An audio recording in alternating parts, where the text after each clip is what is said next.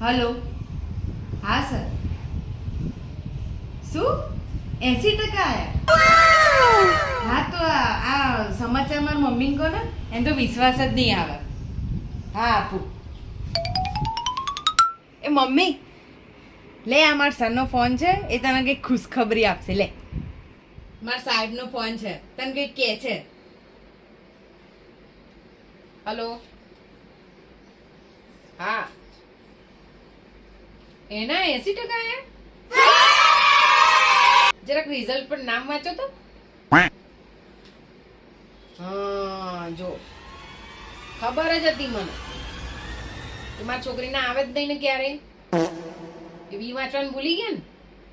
DIVYA. અચ્છા, દિવ્યા. અને તમે ભૂલથી દિયા વાંચી. Okay okay. હા હા હા, ચાલો.